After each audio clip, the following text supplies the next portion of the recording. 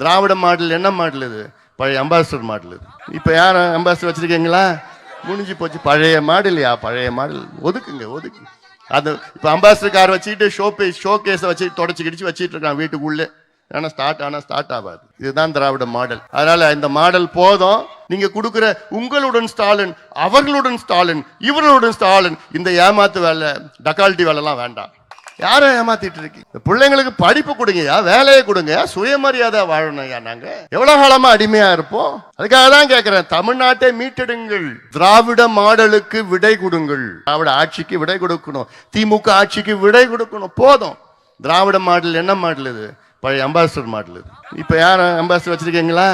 முடிஞ்சு போச்சு. பழைய மாடல்யா, பழைய மாடல். ஒதுக்குங்க, ஒதுக்கு. அது இப்ப அம்பாசிடர் கார் வச்சுக்கிட்டு ஷோ கேஸை வச்சு தொடச்சு கிடிச்சு வச்சுட்டு இருக்கான் வீட்டுக்குள்ளே. ஆனா ஸ்டார்ட் ஆகாது. இதுதான் திராவிட மாடல். அதனால இந்த மாடல் போதும். திமுக ஆட்சி வருவதற்கு முன்பு 541 வாக்குறுதிகள் கொடுத்தார்கள். 541 வாக்குறுதிகள்ல ஒரு 50-60 தான் அறகுறையா நிறைவேற்றினாங்க. மீது எல்லாமே ஏமாத்திட்டு. ஆனா பேசுறது பாரு, 541 வாக்குறுதியில 700 நாங்க நிறைவேற்றிட்டோம்.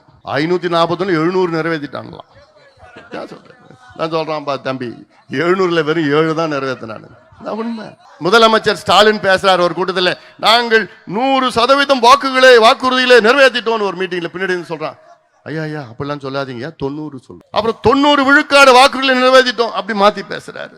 ஏன்னா என்ன பேசுறாங்களோ அவனுக்கே தெரியாது. ஏன்னா நீங்க எல்லாம் கேட்கறவன் அதை நான் சொல்ல மாட்டேன். அப்படிதான் நினைச்சிட்டு இருக்காங்க. உங்களெல்லாம் தமிழ்நாட்டு மக்கள் அப்படிதான் நினைச்சிட்டு இருக்கிறாங்க.